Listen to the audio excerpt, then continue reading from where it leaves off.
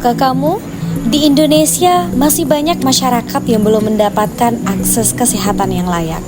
Apa penyebabnya? Siapa yang terdampak dan apa yang bisa kita lakukan?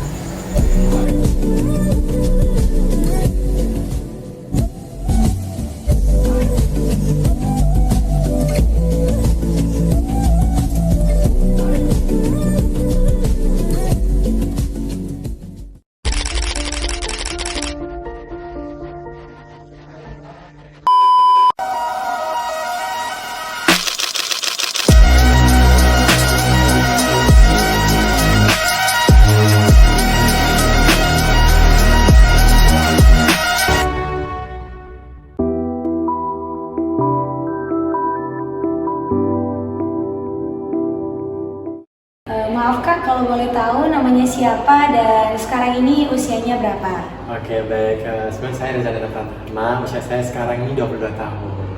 Oke, jadi izin ya Kak, kami mungkin ada sedikit berbincang ya seputar akses layanan kesehatan tentunya di rumah sakit ini ya, RSMN.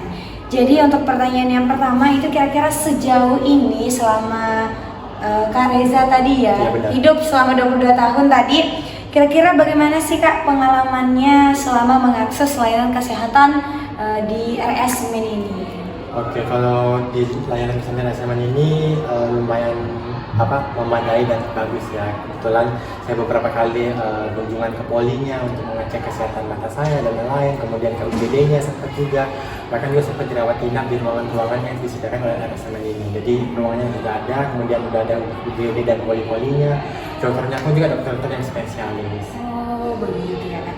Sebelum itu saya mau tanya Kak, Kak Reza ini pengguna BPJS?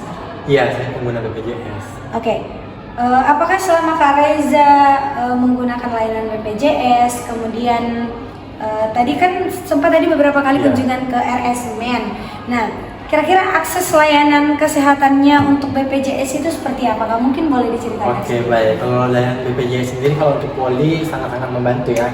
Kalau emang udah ada BPJS udah paskes yang lanjut, yaitu yang masalah. Tapi kalau misalnya masih paskes yang tingkat 1 yaitu puskesmas dan lain-lain, jadi harus ke puskesmas dulu untuk minta rujukan kalau emang urgent untuk dibawa ke rumah sakit. Nah, mungkin yang jadi kendala saya itu kalau di UGD kan itu kan unit gawat darurat, dimana BPJS itu kurang menanggung hal-hal yang nggak gawat tapi dibawa di UGD.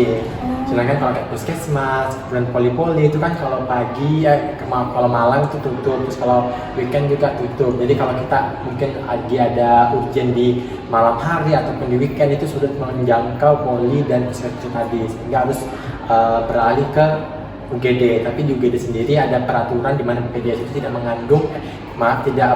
mendukung kalau kesehatannya tidak darurat seperti itu.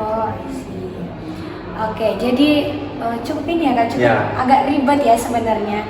Tapi kalau semisal selama Kak Reza ini berobat ke RSMN, apakah dana ataupun biaya untuk berobat itu masih jadi kendala atau gimana? Mungkin bisa diceritakan. Oke, kalau jadi kendala sih sebenarnya iya enggak. Kalau iyanya itu karena gini, kemarin tuh sempat ada kasus dari saya sendiri di mana ketika saya periksa di UGD, kemudian saya diajarkan untuk umum kan, karena emang nggak bisa ditanggung oleh BPJS, saya terima umum, kemudian di resepin obat. Nah, di nota obat itu seharga segini-gini, tapi pas pembayaran di kasir malah lebih dari ini, dan ternyata ada hal yang tidak dicantumkan seperti biaya pemeriksaan seperti itu. Baik.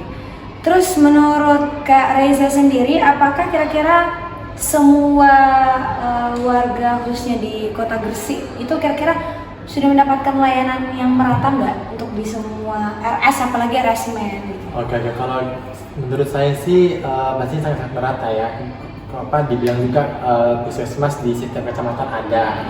Terus rumah sakit terbesar di Gresik itu ada 2, ada yang Semen ini yang paling besar ya, ada juga Metro yang pendukungnya itu. Jadi orang-orang kalau mau ke Semen bisa, kemudian kalau ke puskesmas dulu terus ke Semen juga bisa. Iya, baik. Mungkin untuk kelas pertanyaan ya Kak, apa sih harapannya Kak Reza terhadap akses layanan kesehatan di Indonesia untuk kedepannya supaya menjadi lebih baik, apalagi di 2045? Ya, Oke, karena dalam mencetak generasi yang akan datang itu diperlukan kesehatan yang baik, kesehatan mental, fisik, jiwa, dan lain-lain. Sehingga akses layanan kesehatan itu diperlukan yang maksimal, biar teman-teman yang membutuhkan layanan kesehatan itu bisa menggunakannya dengan baik seperti itu. Oke, mungkin terima kasih ya Kak Reza, maaf sudah mengganggu waktunya. Semoga kedepannya rezekinya lancar. Amin. Dan diberikan kesehatan tentunya. Terima kasih ya Kak. Sama-sama. Rumah Sakit Semen Gresik sudah menghadirkan banyak solusi seperti pendaftaran online, polispesialis, hingga program layanan masyarakat.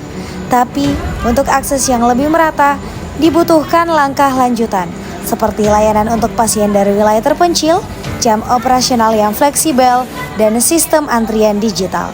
Dengan inovasi dan gotong royong, kita bisa wujudkan layanan kesehatan yang adil dan menjangkau semua lapisan masyarakat.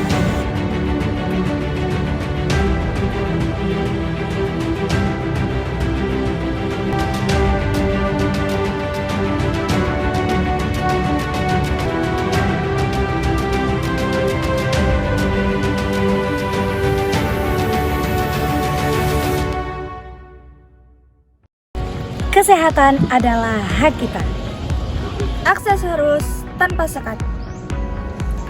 Kita lawan kesenjangan layanan. Ayo bergerak, ayo peduli. Kita mulai dari diri sendiri. Sehat merata, Indonesia kuat.